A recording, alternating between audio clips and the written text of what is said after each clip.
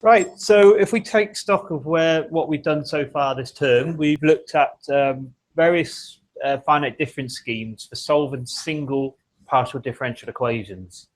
Okay, so whether it's the advection equation, which we've been dealing with recently, we looked at the Laplace's equation, which was an elliptic equation, and we've also looked at the diffusion equation, which is parabolic.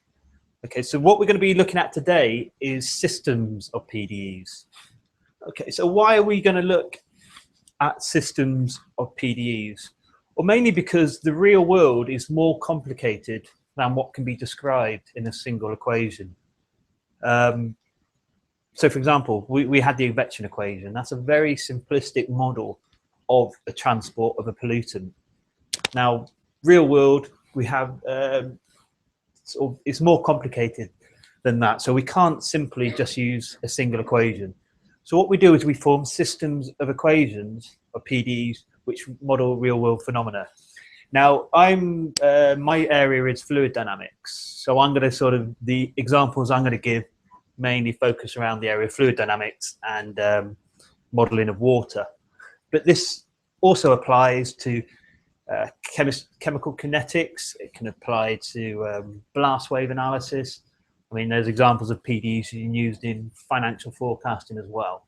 So even though my examples are from a fluid dynamics standpoint, the same thing will apply in other areas. So the example I'm giving is if we consider the modeling of a fluid.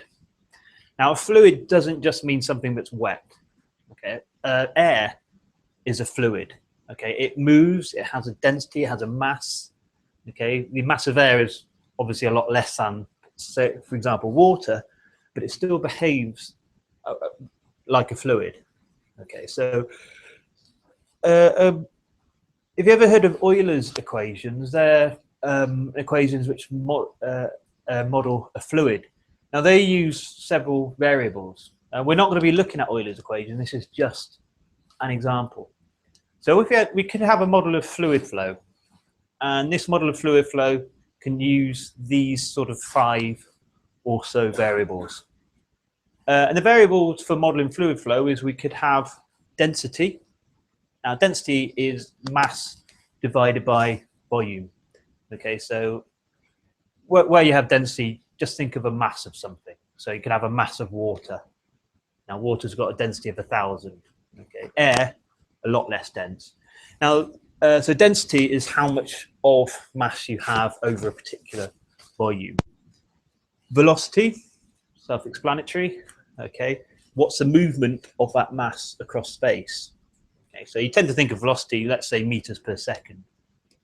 Okay, so that's a movement over space in a given period of time. Pressure. Pressure is essentially the ratio of force applied to an area. Now, unfortunately, with fluid flow, density is given the variable of the Greek letter rho. For some reason, we use P for pressure. Now, when you're writing this, especially when you're writing it in handwritten stuff, rho and P look quite similar, and that causes all sorts of problems when you're doing this sort of work. So just if you ever go on to further work in this area, just be wary about P and rho tend to look like each other. You also have energy, various forms of energy. You can have heat energy, you can have kinetic energy, so that's energy from something moving. You can have potential energy, that's energy of a particular body given by its position. Okay, and you can also have temperature. So I've written down 5 things which could be used as variables in a fluid model. So density, velocity, pressure, energy, temperature. Now the point in that, if we were to create a model of a fluid using those 5 things, what happens is a change in any one of those variables will influence a change in all of the other variables. So for example, if let's say temperature was to change, let's say a temperature of our fluid at a particular point was to go up. What this would mean is we'd have more heat energy. Okay, so this would have an effect on our heat energy. As temperature rises, okay, with a fluid, the pressure will rise. Because if you think about the atoms and molecules in a fluid, as the temperature rises, they're going to be more agitated. Okay, so therefore the force which is enacting on that area will increase. So the pressure will rise. It will have an effect on velocity. Okay, so if we were modeling air, and let's say we're to heat some portion of air, what generally happens is hot air rises. So the velocity in the z direction, these going straight up, would increase. This would have an effect on the density, the amount of volume of air we have in a particular place. So just by changing the temperature, all of the other 4 variables will change. And likewise with anything else, if we were to change pressure, that would have an effect on all of the others. So if we were to create a model of a fluid using these variables, we may have, let's say we may have 5 equations, we may have more. But each of these equations will be interrelated. Okay, so the solution for one of the equations will affect the solution to the other. So that's what I mean by a system of equations. So what we do is we take something we want to model. We're going to use water as an example quite often in this lecture. So let's say I want to model water. We then form our partial differential equations that define the relationships between what we're modeling. And so for quite simplistic terms, we might have a model for each of these. The relationship conservation of mass, okay? This just means the sum of all mass in a system remains constant. So let's say we're modeling a tank. So let's say you got a little fish tank, you got water in the fish tank. What we're saying in our model is we're not going to add any more extra water into it. That's all it means. More water may slosh around, water may move from one part of the tank to another, but the total amount of water within our tank will remain constant. The second thing is we have conservation of momentum. So this means if we add up all momentum, now momentum is mass times velocity. If we were to add up all of that in a system, it would remain constant. Okay, so if water was to move from one part of our tank to another, okay, there would be a velocity elsewhere applied, which would fill that void. Okay, so mass is constant, momentum is also constant. Energy is another one. Total energy in a system is constant. We can neither create nor take away energy. Energy changes from one form to another. These are physical laws. Okay, so these comes from, I know it's not a physics, we're not doing a physics course, but these all come from physics. So conservation of energy cannot be created or taken away. Energy can change from one form to another. It can change from, say, kinetic to heat energy. So if something moves, it may change from one form, but in the system, energy is always constant. Now that's how we form systems of PDEs. We look at what we were trying to model, we create a model. In this course, we're not really worried about the model, we're just worried about, okay, what equations come about through the model and how do we solve those equations. But this is a little bit of a background into this. Okay, there's a little note at the bottom. We often add or take away mass, momentum or energy from a system in order to influence its behavior. So let's say I wanted to generate waves in a tank. So water, as you probably all know, wants to find a level sort of medium. If you leave the water in a tank for long enough, it will just be perfectly flat. So we want to create waves. So what we can do is we can add in some form of, let's say we want to add in momentum. We can start moving our water and that will create waves in the tank. So even though the systems of PDEs which are solved or satisfy these conditions, sometimes we do change the conditions just to suit our needs. So if I want a wave of a particular height, what I can do is I can agitate the water, I can move the water to give me those waves. Okay, so this is sort of background. This is what we're why we're looking at systems of partial differential equations. Okay, in order, what we've been doing so far, we can use our finite difference schemes for a single PDE on a system of PDEs. Okay, so if something works, for example, on the advection equation, it may work or should work on a system of hyperbolic equations. Up till now, we've been using the quantity big U, and that's our dependent quantity. Okay, big U changes depending on what we have, what we're modeling. Okay, so that's what we've been solving for U. And that's been, for each finite difference node, we've had a single numerical value for U. Well, with systems of equations, U is now a vector. Okay, so if I go back to the previous slide, let's say I had these 5 variables in my model. Okay, I'd have for each finite difference node, I'd have a vector of 5 numbers. Each number would represent one of these variables. So instead of solving for one number at each node, we're now solving for multiple numbers, hence why this U is now a vector. And the properties of the solution techniques for a single PDE also apply to multiple PDEs and systems of PDEs. For example, stability. If something is unstable for a single PDE, it's likely to be unstable for the system. Okay, so going up to systems of PDEs is using a lot of what we've done up until now. Okay, so that's sort of all the background for systems. So what I'm going to use as an example of a system is a set of equations called the shallow water equations. Now, as it says on the tin, these model shallow water.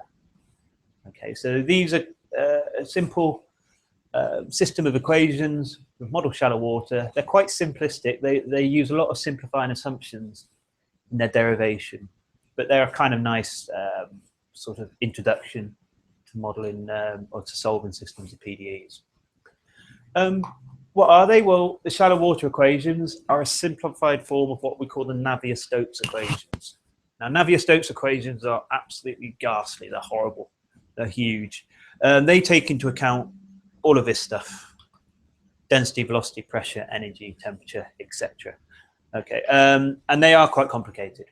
We do, even when we're solving the Navier-Stokes equations, we tend to have simplifying assumptions just to make things easy for us.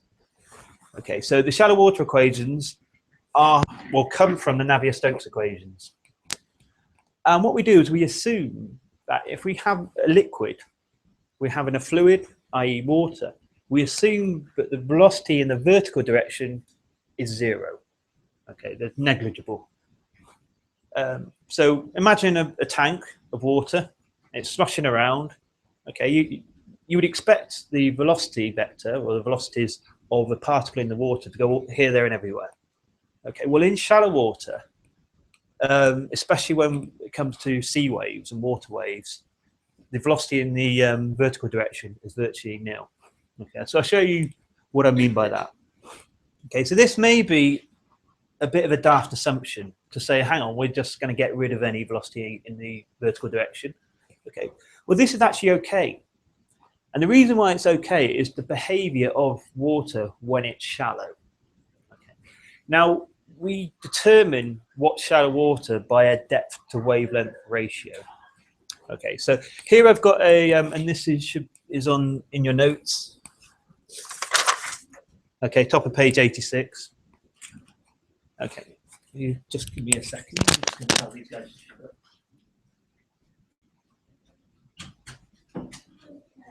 Excuse me.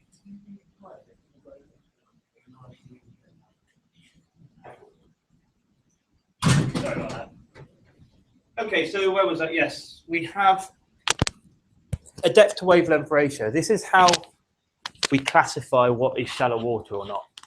Okay, a wavelength is simply is a length in space between 2 corresponding points on a wave.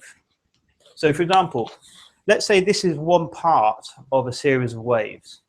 Okay, if I was to measure the distance between the trough of the waves, okay, I've called it lambda here.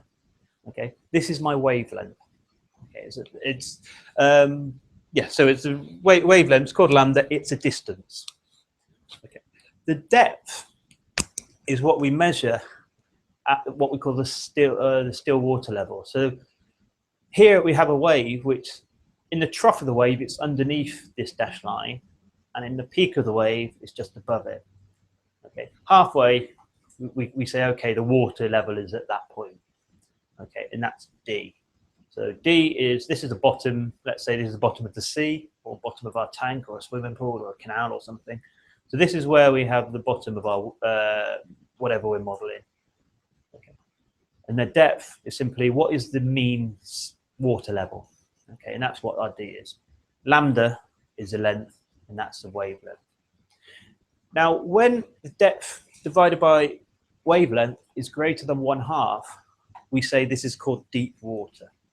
Okay, this is kind of like, it's not exactly a half. It's kind of a bit of a sort of rule of thumb. It's found through experiments. It's not like a physical constant. It's just what we assume. It helps us in our models. If we were to track the motion of particles, okay, so what I've got here is, let's assume this wave is traveling from left to right. Okay, and if I was to, let's say I was to take a particle in the water and track the motion of it, we have what we call almost circular motion.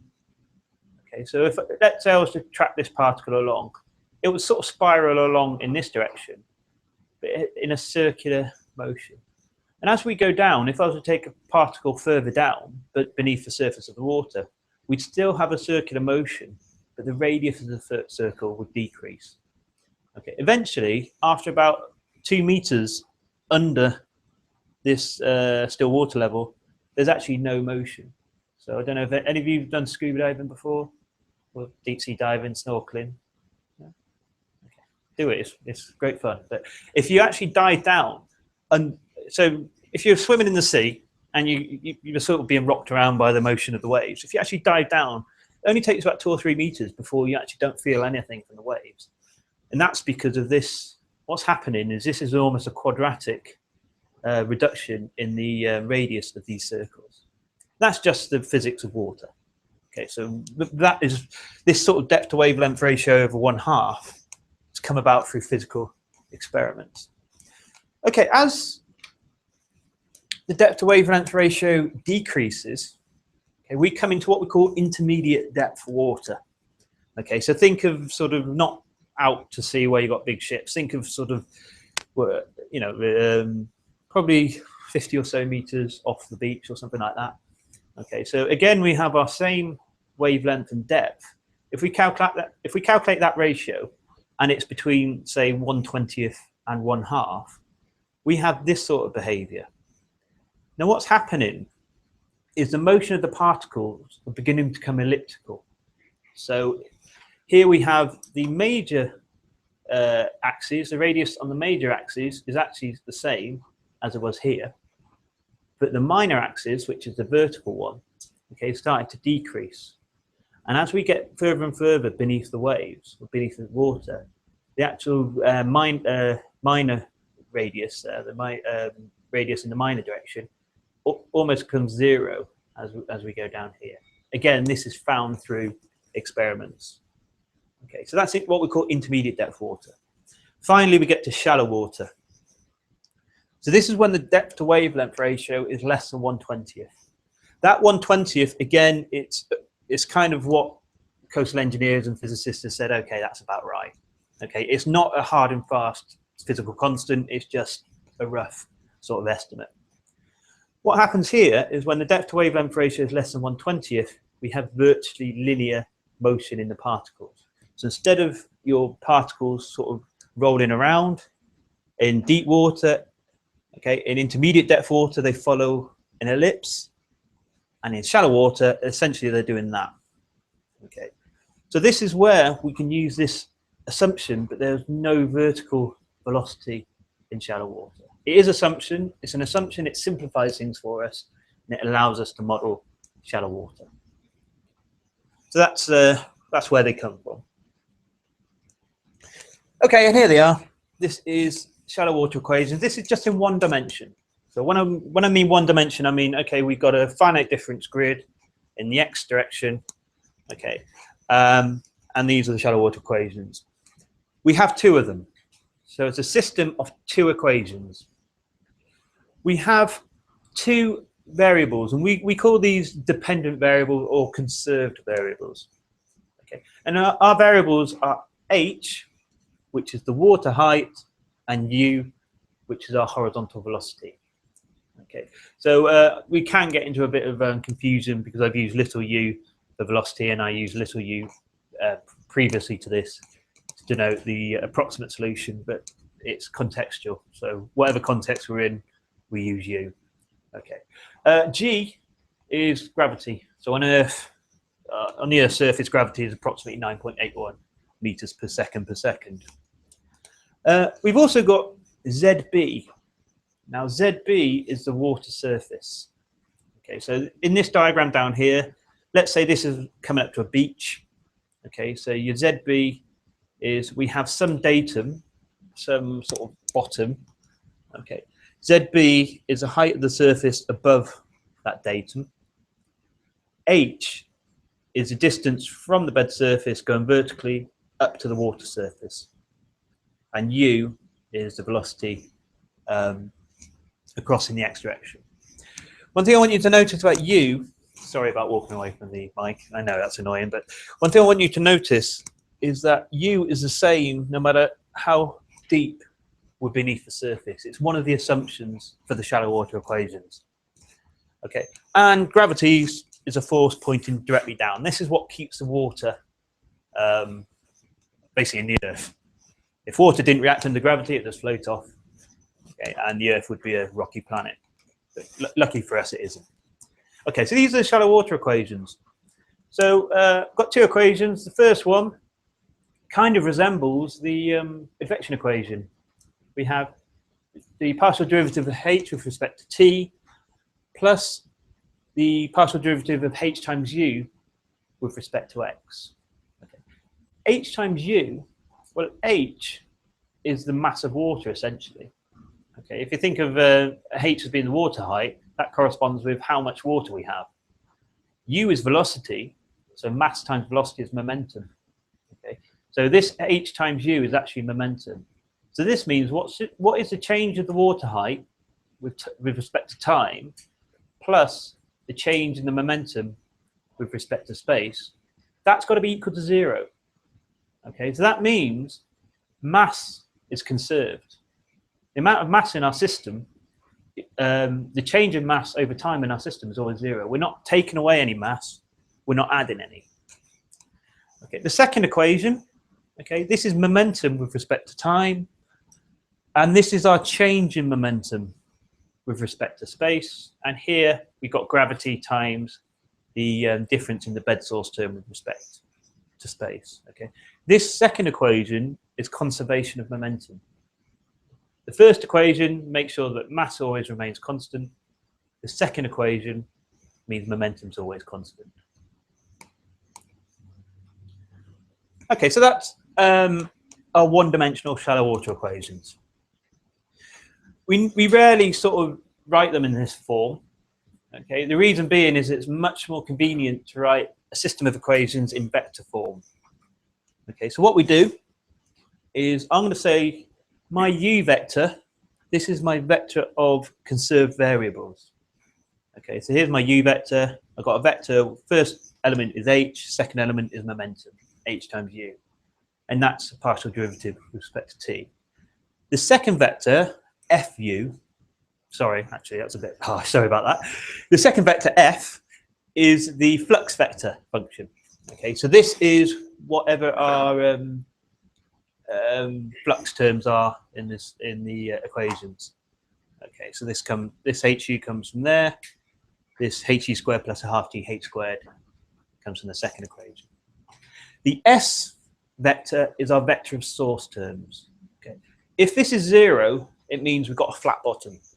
Okay, so if I just go back, if our bed surface was flat, the derivative with respect to space would be 0. Okay, so quite often, indeed in this unit, we're going to assume that s is 0. So that's our shallow water equations in vector form. Okay, where can we model, or how can we use these shallow water equations if they only model water where depth to wavelength ratio is very small?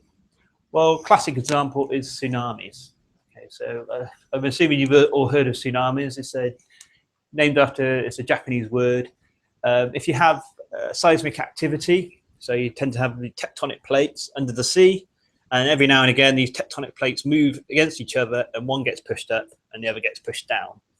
Now the plate that gets pushed up displaces billions of square meters of seawater. So the huge amount of seawater which is displaced. And what happens is this water has to go somewhere. It's the nature of fluid. It will flow away from the point, from the seismic activity. In deep water, you would barely notice it. You could be on a little rowing boat out to sea in deep water. A tsunami could go underneath you, you wouldn't notice. The reason being is these tsunami waves, and I've taken this graphic here from the Tsunami Information Center.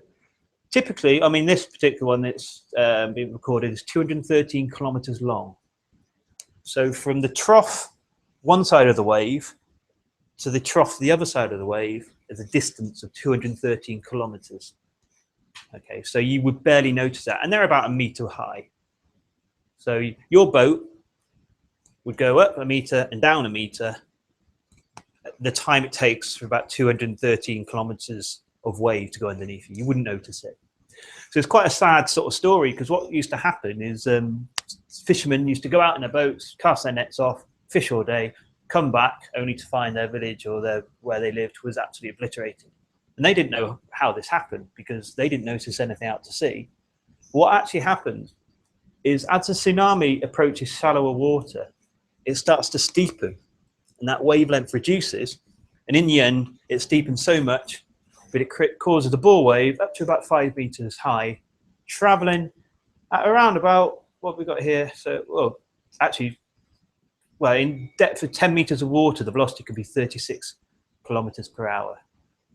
Okay, that's devastating. I mean, I think you've all seen the news reports from the 2004 tsunami, and there was the one more recently in Japan with the, I can't remember the name of the, Fukushima, is that the one? The power station. Okay, so we can model, and hopefully I'm going to show you some animations of this, tsunami propagation, because the depth to wavelength ratio is less than 1/20.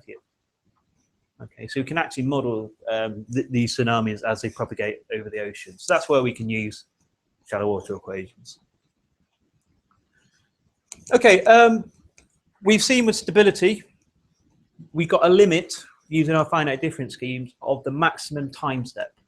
Okay, so, and that comes from the current condition and also some stability condition. The time step is based upon the spatial step divided by the velocity.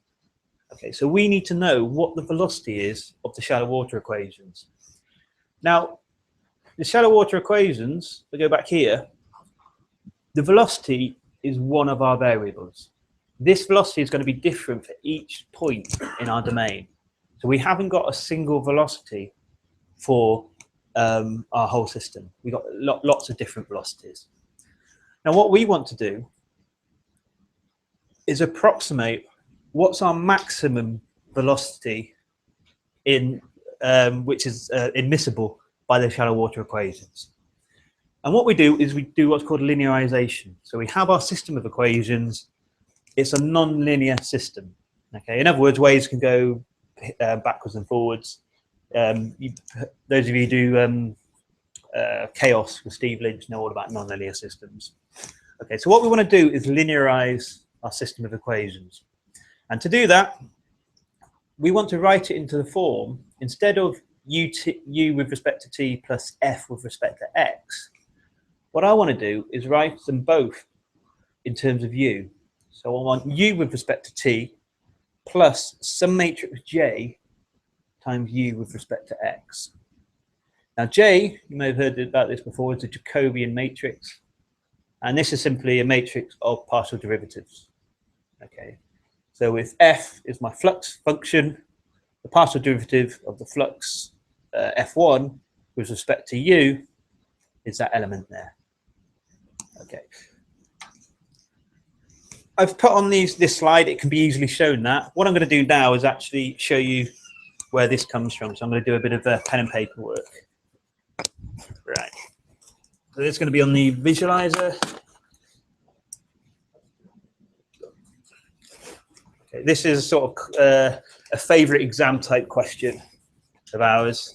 So, okay, so I'm going to start by writing down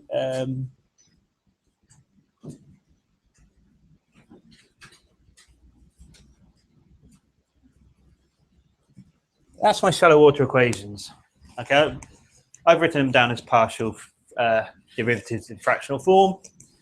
Okay, so we have our u vector. I'm going to write it as big U1 over big U2. Okay, and this is on the top we have H, and on the bottom we have HU. So U1 is equal to H, U2 is equal to HU. Our F vector, okay, again I'm going to write it in the same way. The first element of the F vector is F1, the second element is F2, and according to shallow water equations, this is HU and HU squared plus 1/2 GH squared.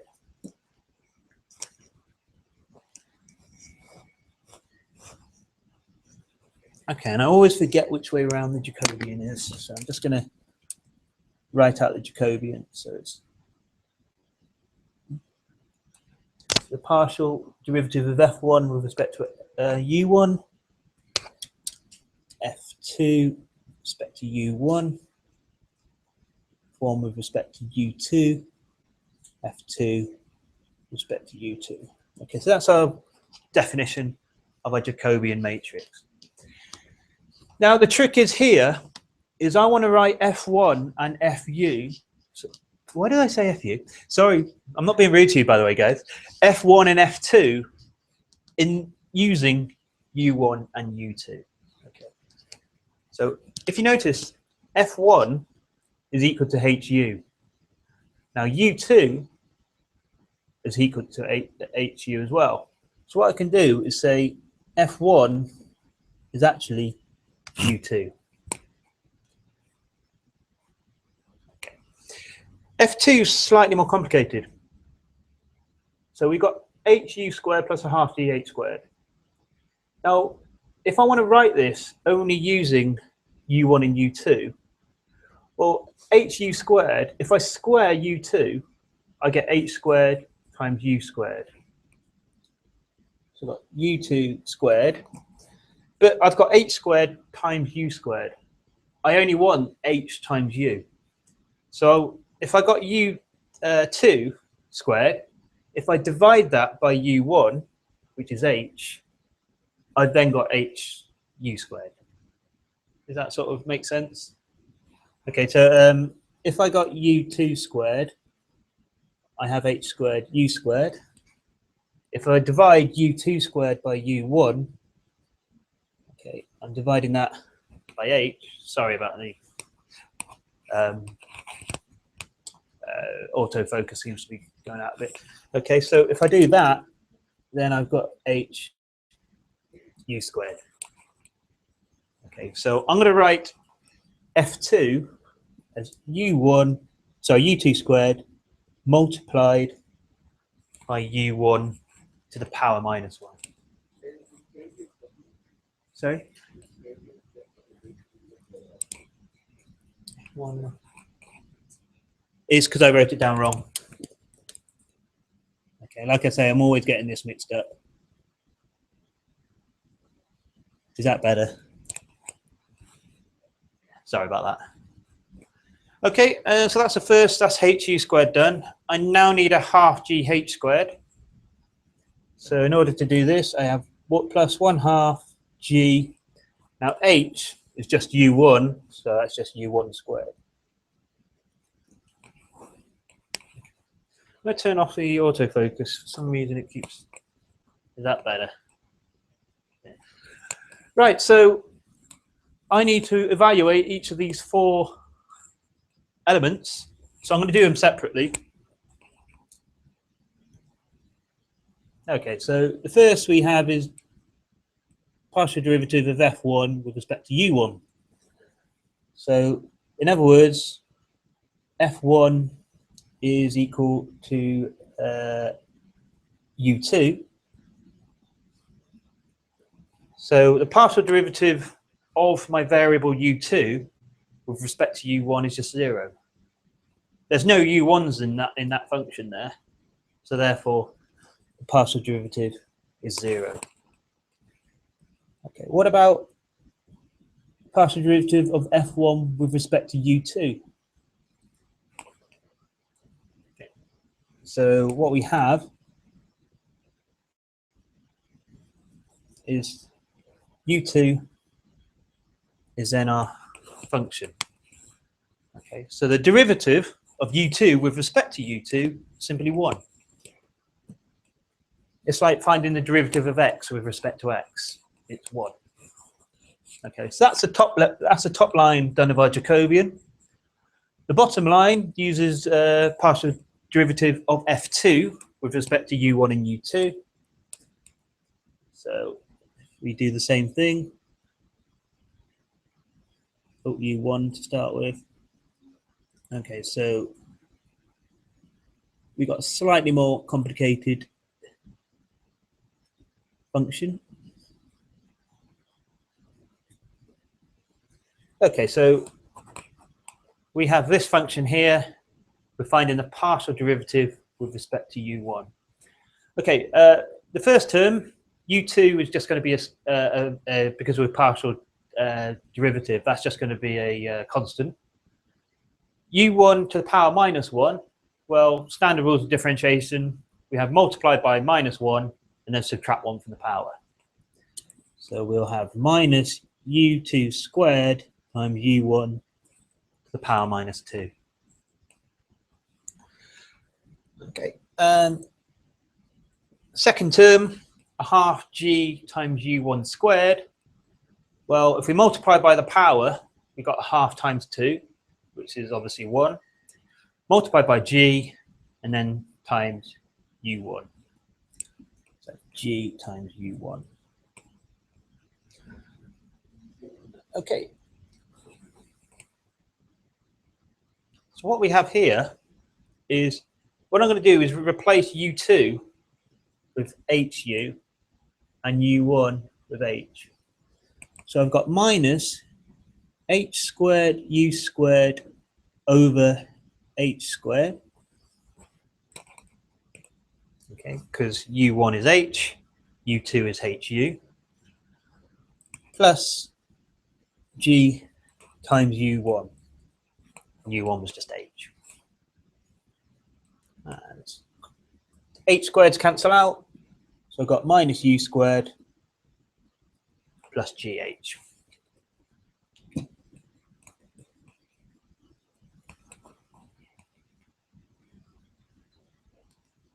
Give me a moment just to copy that now. Okay. Is this all fairly straightforward? I mean, I'm not sort of doing any sort of big steps which you don't understand, hopefully. Okay, that's f2 with respect to u1. Now we need f2 with respect to u2.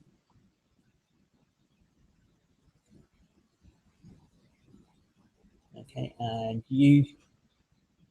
so f2 again was that u2 squared, u1 minus 1 is half g u1 squared. So this time, u2 is our variable, u1 is our constant.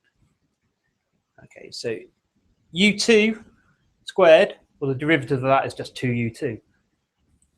So we have 2u2, and u1 is just our constant, so that remains u1 to the power minus 1. The second term, there's no u2s in the second term. Okay, that's just a constant.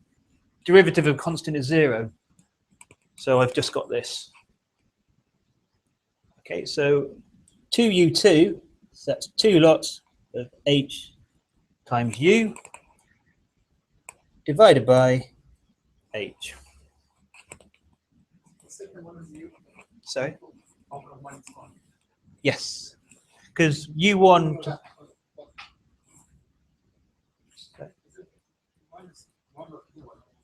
That's minus 1 there. This one. Sorry, do you want to? U1. Oh, that's a 1, by the way. That's just that U1 there. So U1 was H, U2 was HU. So 2U2 is 2 lots of HU. U1 to the power minus 1 is just divided by H. And that gives us our 2U.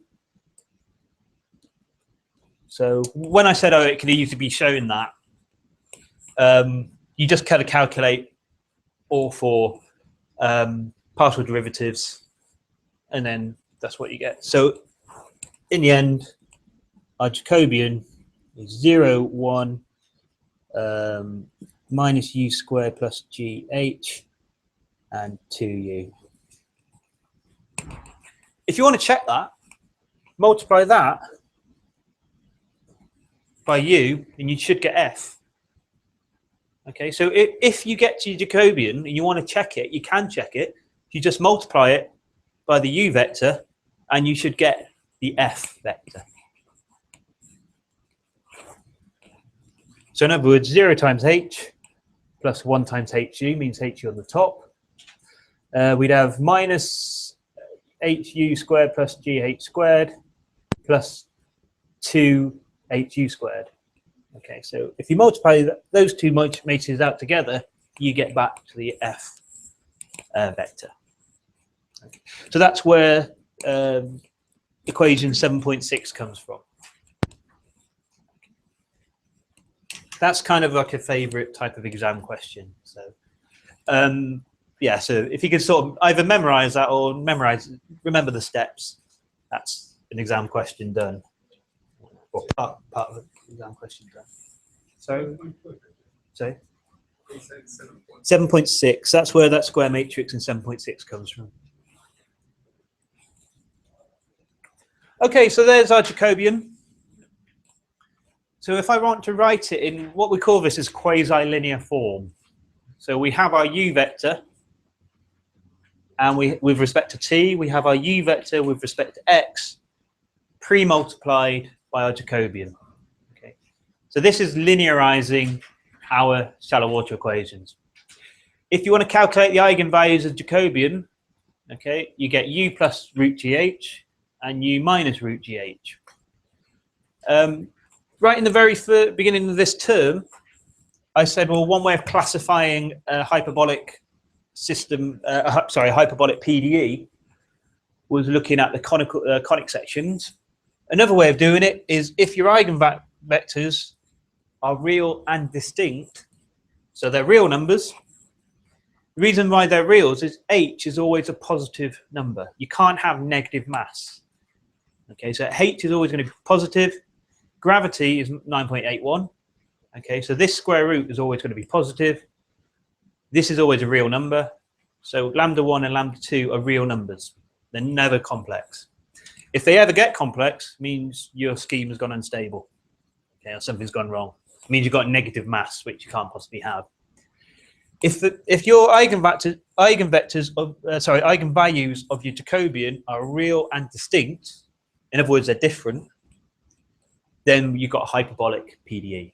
So this classifies our shallow water equations as a hyperbolic system of PDEs. Now, what we want to do is write the one-dimensional shallow water equations as 2 PDEs, which are kind of similar to the advection equation. If we can do this, then our methods which we can solve the advection equation with, we can also solve the shallow water equations with. So to do this, we need to diagonalize J.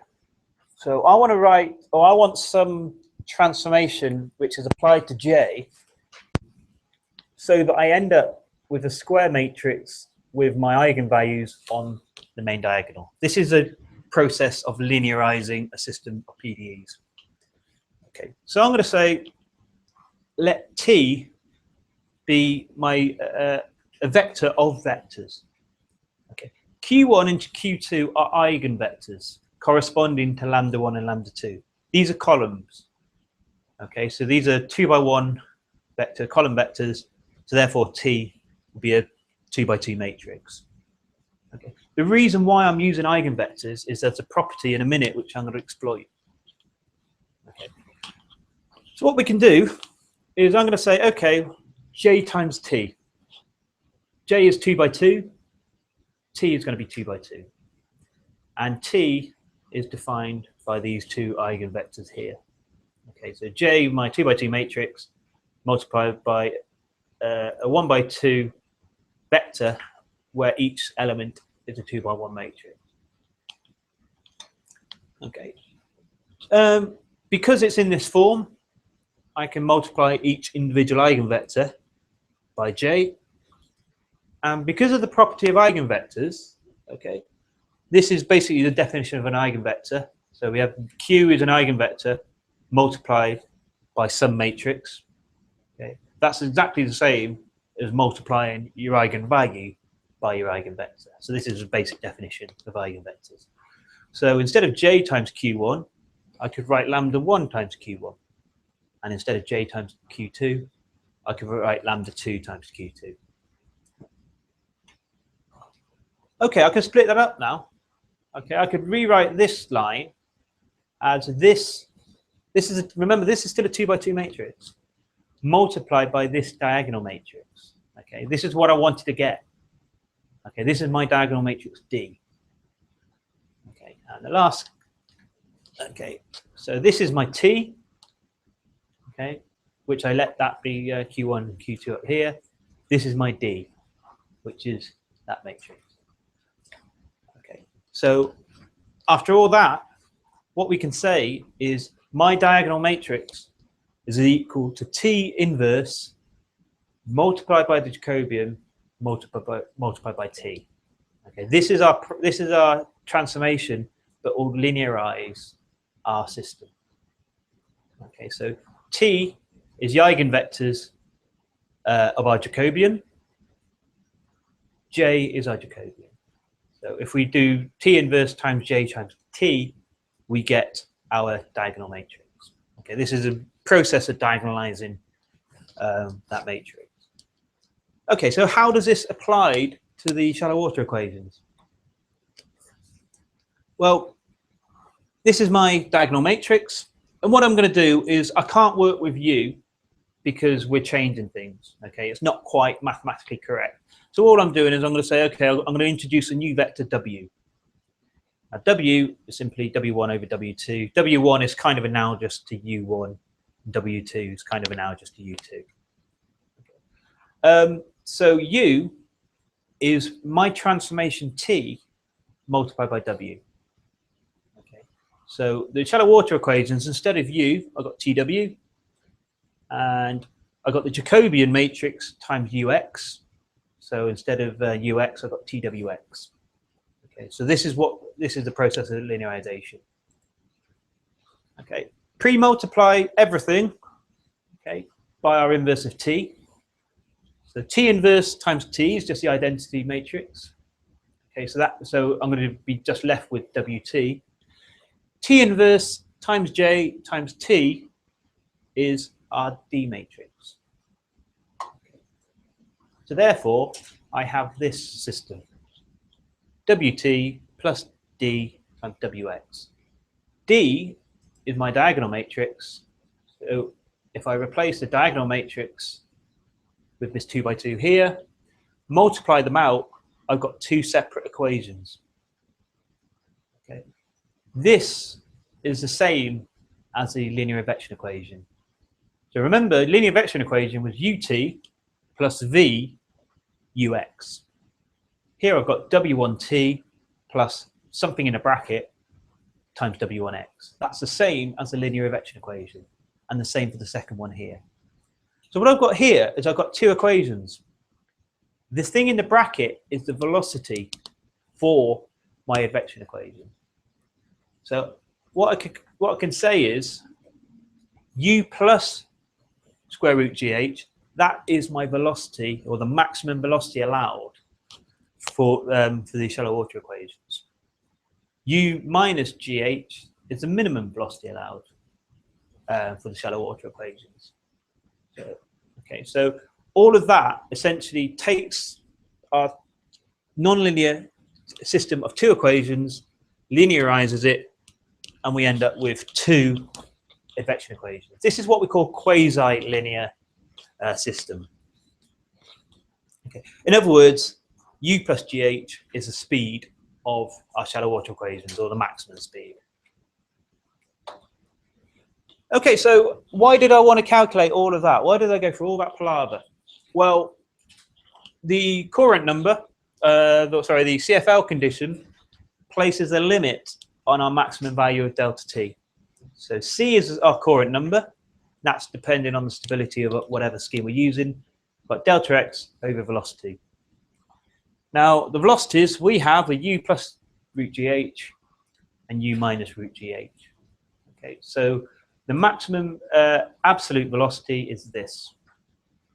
Okay, or we could write it as that. Doesn't matter. Some people use this left-hand side. I prefer this one because it's a bit shorter. Remember, GH is always going to be positive. Okay, so the sign of U depends upon whether we've got a small or large velocity. So if I absolute value plus GH, that's going to be our maximum possible velocity. So we can calculate our time step, delta t, is equal to our current number times delta x all over whatever our maximum velocity is. So this is a maximum of all finite difference nodes. Okay, so I calculate this for all nodes in my grid and then take the highest number, highest one. Okay, because remember, our velocities change over space. Okay, because in the shallow water equations, each node is going to have a different velocity. So what's stable for one node won't be stable for another.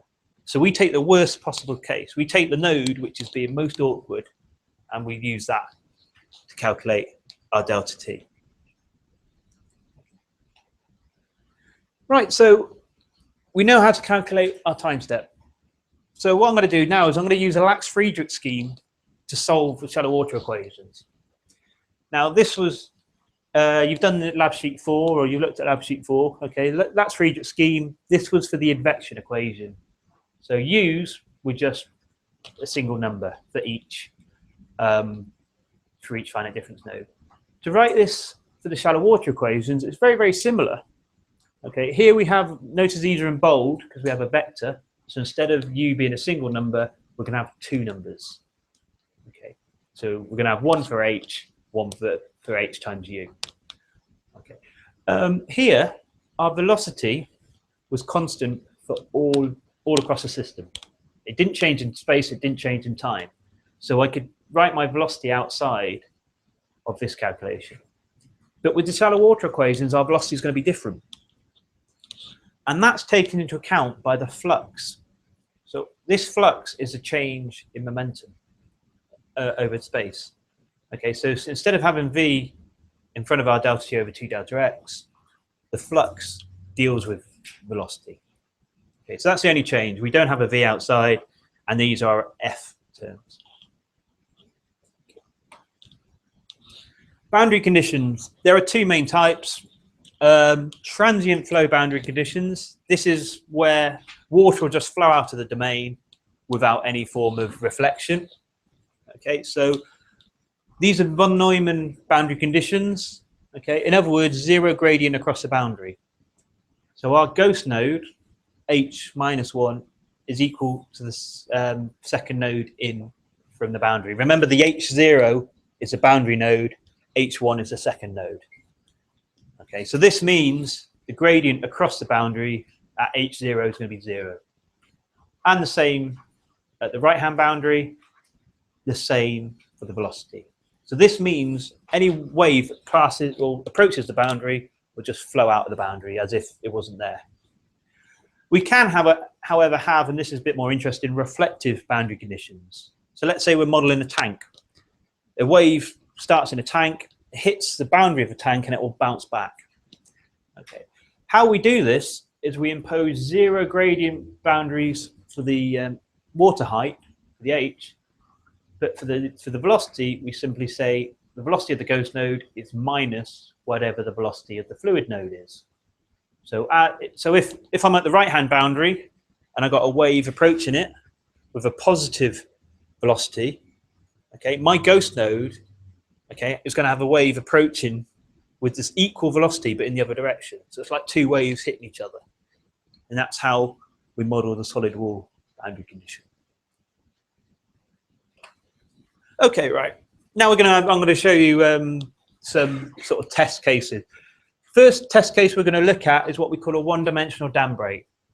Okay, so essentially in 1D, so I've only got an x spatial direction, and this is my height or my z height or h. Okay, I have two bodies of water. The upstream body of water has height h0, and the downstream body of water has height h1. And this is separated by a dam. Okay, call it a partition, call it a dam. Now what I'm going to do is I'm going to remove that partition, and the two bodies of water are going to allow to interact. So what we're expecting to happen? What do you think will happen?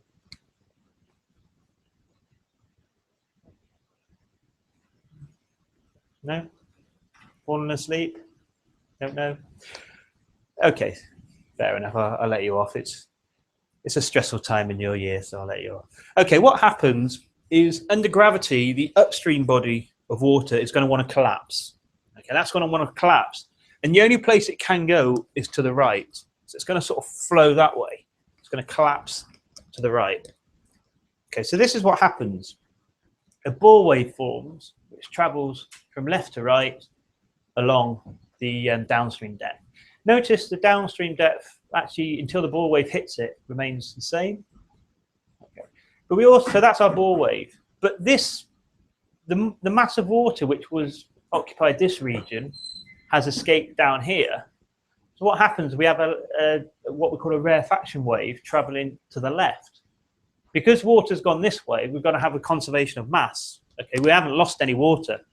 So what happens is the water which is lost downstream causes this leftward traveling rarefaction wave.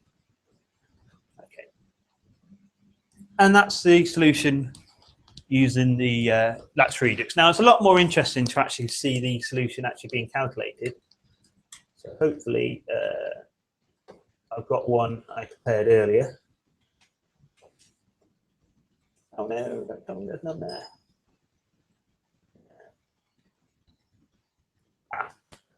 What I do is I download it from. There we go. Bear with me a couple of minutes. I just grab it. It's a lot better to actually see it being animated than sort of looking at.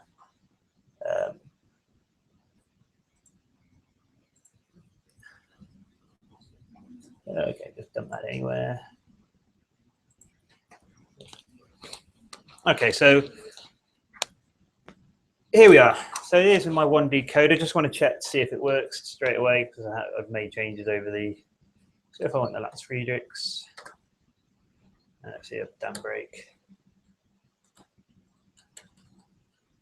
What I was doing is I was testing something with that. Okay, so I only had 10. Okay. Right. So we've got the Latz-Friedrichs with the dam break. There we go. So that was the solution for the simple 1D dam break case. And I'm going to run that another couple of times to give you a good view of it. Okay, so I'm going to solve using Latz-Friedrichs method for a dam break. Okay, so there you are. The red dotted dash line is the initial profile. So this is a ball wave traveling to the right. Okay, and because the ball wave travels to the right, some mass is lost from the upstream reservoir. That's how we get this rarefaction wave here. Okay, this is a discontinuity. Oh dear. Good job we're doing fluid dynamics, isn't it? It's going to be flooded. But this is our discontinuity. Now we saw in the advection equation when we solved used for a discontinuity, we had this sort of jagged sort of profile here. Okay, so what if we use a different solver? Okay, I'm going to use the I'm going to use what's called the McCormack solver. I'm going to use dam break. There we go. That looks a bit better. Okay. Ooh. Hope you got brollies on you. Right. Okay. This is rather sinister. So this is like a what Latz-Wendroff solution. I'll mention about the McCormack scheme in a minute. Okay. So that's a second order method. Okay. You've got a couple of bubbles here. Okay, a little bubble there and a couple of bubbles here. I mentioned earlier about zero gradient boundary condition. Yes, I mentioned earlier about solid wall boundary conditions. Oh my god. Okay, so I've implemented them here. So as you can see, U, the top level of U is my H. The second level of U, okay, that's going to be my velocity. So if I set the velocity of my ghost node to be minus the velocity of my second node in, and what I'm going to do is just going to run this for a bit longer now. I'm going to run it for, say, 1 second. Run the same case using the McCormack scheme, dam break. What you do is it'll hit the end and it'll start sloshing backwards and forwards. Okay. Doesn't really look a lot like water, but you know that's the case. Okay, so that's a 1D dam break. I've also got another. I'll put this code up on Moodle so you can have a play with it. I've got a Gaussian curve collapsing, so it collapses in from the middle and it sort of collapses out. So imagine a splash of water and it's sort of sloshing around our tank. Okay, I'll show you that again. So the McCormack scheme with the Gaussian curve. So it starts off like that and it just collapses in on itself. It's not perfect. We've got a little bit of an overshoot sort of there. There are methods to get around that that's sort of outside the scope of this course. Okay, let's give you a bit of a look at the actual solver. I'm just going to reduce the size of the font because it's sort of a bit too large at the moment. Hello. I've got a habit breaking MATLAB on this machine, I think. Right. Okay, this is my 1D solver. It's actually very similar to the advection .m method, which you've seen in lab sheet 4. The main differences are that U array. Now the U array requires 2 levels to it. Okay, the first is your H value. The second is your H times U value. So instead of solving for 1 number at each grid point, we're solving for 2. Okay. So the first column in my U array is my H. So that's sort of defining the Gaussian curve, or that's defining the dam break. All the others are 0. So I'm starting with 0 velocities across the board. So we've got still water, and then it allows it to interact. If we look into the actual time marching loop, we no longer have a constant time step. Our time step will change depending on what's happening to the velocities. So we now have to calculate the time step for each step. Okay, so the first thing we do in our time marching loop is we need to calculate the time step. And this is using the absolute value of the velocity. So remember, this is h times u divided by h, so that gives me u, plus the square root of gh. So that's calculated the time step. Calculate the boundary conditions and the fluxes. Okay, so using our schemes, remember we got this flux function, and I'll show you what they are. They're down here. You've already seen the boundary conditions. Okay, this at the bottom is a flux. So F1 was just U2. F2 was U2 squared divided by U1 plus a half times G times U1 squared. So this is my flux. This is the change in my momentum over space. Okay, so if we go back up, we calculate, if we look at the Latz-Friedrich scheme for now, calculate the boundary conditions and the flux. Same Lax-Friedrich scheme. The only difference is we no longer have a V there, and instead of U's, we have F's. Okay, exactly the same, and then plot it. So it's almost identical to the advection scheme, just we have to calculate the time step for each step, and we have to calculate the flux. Apart from that, it's all the same. Right, that's good. Oops. Where are my slides? Okay, the red line here, it's possible, and this is very, very rare for a system of shallow water, for a system of PDEs, it's possible to get an exact solution. And I've done that here. The red line is the exact solution. The blue dots and lines are obviously the numerical solutions. It's not actually that bad. Okay, it's done pretty, Lax-Friedrich's done pretty well. We have a bit of a smoothing going on here and here, which is a result because it's a first order scheme. And as well as height, we've also solving for velocity. So this is a velocity profile. So it's positive everywhere. So this is our sort of front bore wave. So the very front of our bore is actually traveling around about 0.92, something like that, meters per second. Okay, and that's the same. And this is the velocity of the rarefaction wave. So it starts off at 0 and it increases up to about 0.92. There's your velocity there. I mentioned the McCormack scheme. The Lax-Wendroff scheme doesn't work for shallow water equations, but what we can do is we can write it in a two-step process. So we have a predictor-corrector method now. Okay, so this, I've given it the superscript n plus a half. It just means, okay, this is a half time step. It's not actually a half time step, but it's close enough. So we calculate a predictor step. This is just a looks like a downwind scheme, first order downwind scheme. Okay, so that's our predictor stage. Then the corrected stage, which is over the full time step, uses, it's a Lax-Friedrichs using the half time step there. So instead of writing it all in one equation, we have to split it up. It's essentially the same as Lax-Wendroff, just a different form. Same order, same stability properties.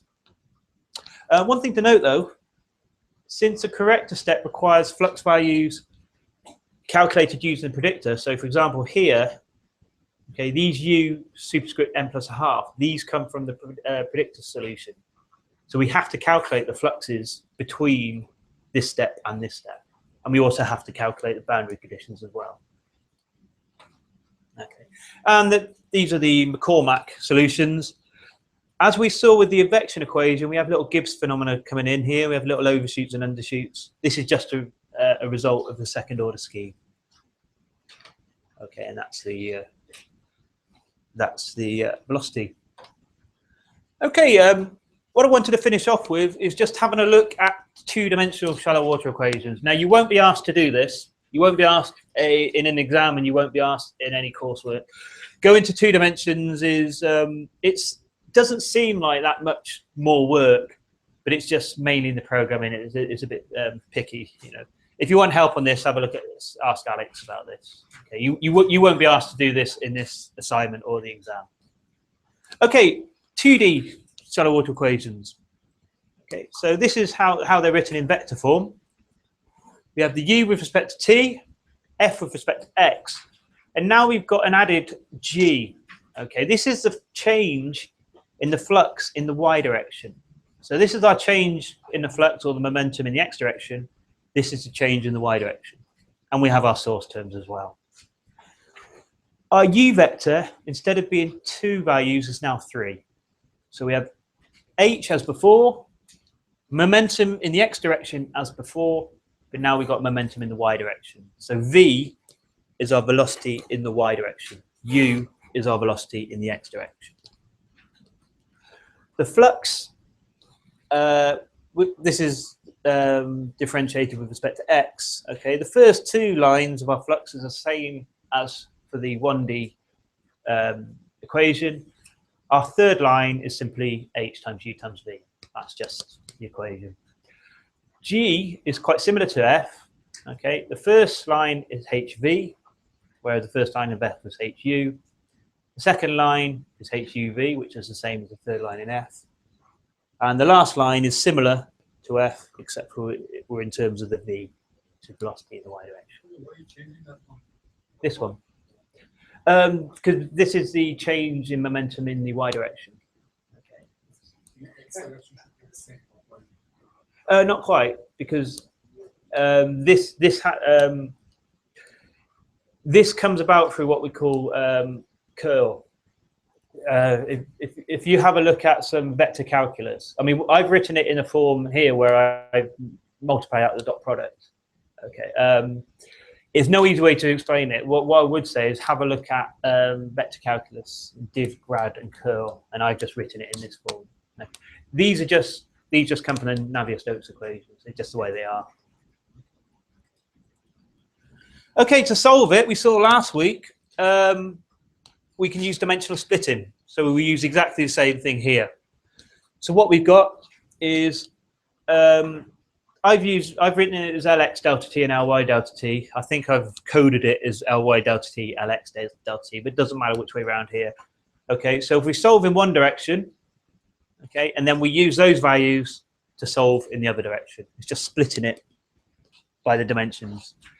Okay, I'm going to sort of brush over this in not a lot of detail. It's kind of similar to the 1D case. Maximum allowable time step is going to be different if we consider the x direction and the y direction. Okay, so we calculate them both. So for every node in our finite difference stencil, we calculate the maximum allowable time step, and we simply take the minimum one. Okay, so this is a maximum time step in the x direction, maximum time step in the y direction, and in other words, we err on the side of caution. We always take the minimum. We take the what's the most awkward node which is slowing us down, and we take that as to be the time step. Okay, using dimensional splitting, okay, we perform a sweep in the x direction, calculate the fluxes, calculate predictor, calculate boundary and fluxes again, calculate corrector, and that gives you the solution in the x direction. We do exactly the same in the y direction, except for this time we're calculating the g vector rather than the f vector. Okay, so it's essentially what we did last week with dimensional splitting. Okay, and you just repeat steps 1 to 4 until you're up to T max, which is when you wanted to stop. Okay, 2D solver, how do we validate it? Well, one way is to use the 1D dam break. So this is a two-dimensional domain. This is looking down from above, plan view. So we have our x domain and we have our y domain. So looking at it from on top, we have our dam, our partition is down here, and the height of the water to the left of the partition is 1, and the height to the right is 0.5. So this is the same as our 1D dam break problem. If I was to take a slice of the solution at any horizontal point, or any horizontal line here, I should get the 1D dam break solution. And I could also do the same in the y direction. So if I flip the partition around and say, okay, the height up here is going to be 1, and the height down there is going to be 0.5, I can do the same. Okay. And I've solved that. Okay, I've coded up the 2D dam break scheme. Okay, let's see if I've given you. Oh, I have given you some code for that as well. Okay, I've coded up the 2D dam break scheme, and you can see if I was to take a slice across here and compare it to the exact solution for the 1D test case, I've shown that my 2D scheme works, and indeed, that's what I've done here. So what I've done here is I've taken a slice, and these dots here, the squares are the solution using the 1D dam break or pseudo 1D dam break in the x direction. The asterisks, the blue asterisks, are the same thing but for the y direction, and I've superimposed them onto each other. Okay, and you can see they're identical. So this means hopefully my 2D solver is working. Let's have a look at that in action. I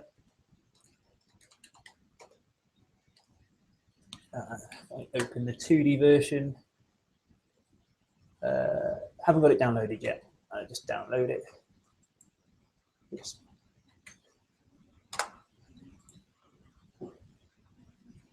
2D SWV. Do you remember our agreement, Alex? Remember our agreement? Nothing? Yeah. Okay. Let's have a look at the 2D. Hopefully this is going to work out the box. Okay, let's have a look. There we go. Boom. So that's being solved in 2 dimensions at the same time. So this is just pseudo 1D dam break. So you can see there's no flow. This was in the y direction. Okay. The important thing about this is there's no flow laterally. Okay, I'm going to start that again, but this time do it in the opposite, in the x direction instead. Okay, I just need to change one thing, which is here. Okay, so I'm going to do 1D. There you go. So you can see it's like across, because there's no variation in the lateral movement, I've just got a sort of pseudo-linear, pseudo sort of 1D type dam break. Fairly boring. Okay, but that's just to test whether our scheme's working. Okay, right. But we want to be a bit more stringent than that. Just because it works for the 1D case, pseudo 1D dam break, does it work in sort of the other direction? So we know it works going straight across, and we know it works going straight up. But what about going on an angle? Okay, so this is where we use a Gaussian curve problem. And what this is essentially is my initial conditions are like a hump in the middle of my domain. What should happen is as this collapses, I should get concentric circles going out. Okay, if there's something wrong with my 2D scheme, they won't be circles, there'll be some sort of skew-if thing. Okay, and you can see here, this is my definition of the initial conditions. Very, very similar to the 1D Gaussian curve, but just extended to the y direction as well. Velocities in the x and y directions are all 0 to start with. And that's what you get. Okay, so on the left, I've got my collapsing sort of Gaussian curve. On the right, I've done the same thing, but I've drawn it as a contour plot. If this wasn't a circle, okay, something would have gone wrong. So let's have a go at this. And where's Tmax? I'd like to find Tmax then.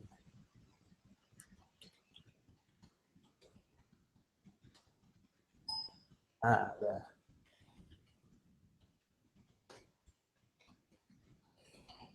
So I'm going to do that again, but this time for the Gaussian version. Oh, I put it in the wrong place. Okay, the Gaussian was meant to start at 50. The center was meant to be right in the middle. Okay, so there's Gaussian. So as you can see, it just flows out, it collapses in the middle. I've used reflective walls, so as the waves hit off the walls, they'll bounce back in. Okay, so let's see that again. So as it sort of collapses down, you can see a circular motion. And hope it's starting to look a bit more like water. Okay, so the 1D cases, they may not look a bit much like water, but this is starting to look a bit more like a fluid. So that's that Gaussian curve problem. And you could also mess about. If I was to put the center, if I was to put the center of my Gaussian curve not in the center of the domain, we'd have some irregular reflections coming off. So if I do that now, okay, so it reflects off the bottom first, and then you start to get a bit of thing going on here. Interesting thing about this case, and this is something I'm going to need to investigate, I don't actually know why. If you have a look at this area down here, something strange is starting to happen. Okay, this is what I was saying to Alex earlier to sort of keep stum about it. Okay, if I was to change my Tmax to be 1, what happens? Okay, same thing, but I'm just going to run it for a bit longer. Keep your eye on this area down here. Okay, something's gone unstable. At this time, I don't know why. Okay, I need to have a look at that. So quite often this happens when we're dealing with this sort of numerical method. Theoretically, this should be stable. All the theory using the quasi-linearization of shallow water equations. So obviously something's going wrong here, and I haven't had time just to find out why. So that's why I sort of reduced the T-max just now, but I thought I'd show you it. So, you know, things don't always go according to plan when we're doing these things. Okay, I do want to leave you with another couple of things which you can do. If you are interested in this sort of thing, next term you'll be looking at another method. I just want to show you some more animations using the finite volume method. Okay. Hopefully they all downloaded. Okay. So these aren't done by using finite difference, these are done by using finite volume. Hopefully they're going to load. Hello. It's always a way when you're trying to demonstrate something. Okay. So this is a 2D shallow water model, and it's the same as the dam breaks we've seen before, but I've only opened a section of the dam. So if I was to run this on, you can see that it's sort of you get that sluice action. Okay, that's just the 2D shallow water equations solved using a similar method. It's solved using a finite volume method. You can see it does look like water. Even they're very simplistic. It looks like water. Got another, if the other one will work, of the cylinder. Okay, this is a Bohr wave which is going to hit a cylindrical object. Think of it as like a, let's say this was like a lighthouse or a pier leg, a leg of a pier. Okay, so if I was to run and the Bohr wave hits the pier and it sort of slooshes around. Okay, that's the sort of thing we do. Okay, so we model these. We want to know things like what forces are going to be acting on this. So what actually happens is when the Bohr wave hits about here, there's an incredible positive force. So there's a force going in this direction. As I run it along to here, there's like a suction force going on there. So when you have like a leg of maybe a oil rig or something like that, that's under quite a lot of force just through the waves hitting it. Okay, and final thing I wanted to show you.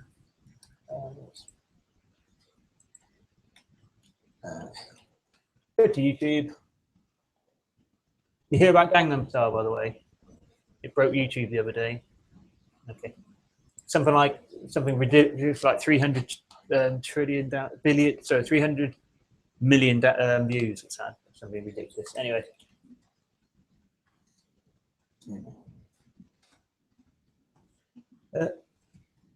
Tsunami Sweden, hang on.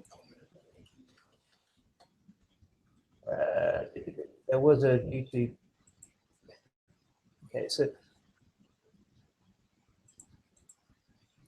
so this is a, let's say there was a disturbance off Chile, right? All of this is done using shallow water equations. Okay, so as it goes out, because of the depth of oceans is very deep, it's applicable because the depth to wavelength ratio is going to be about less than 1/20th. And you can see it's starting to hit these archipelagos, gets to New Zealand, west coast of New Zealand sort of buggered. Okay, and it'll eventually hit the Gold Coast there. Okay. And I wanted to show you the tsunami, Indian Ocean.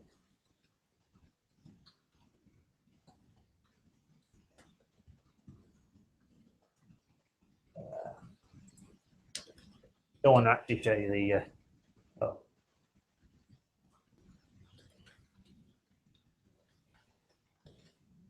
If this doesn't work, I'll give it up. Oh, ah, yes, I found it.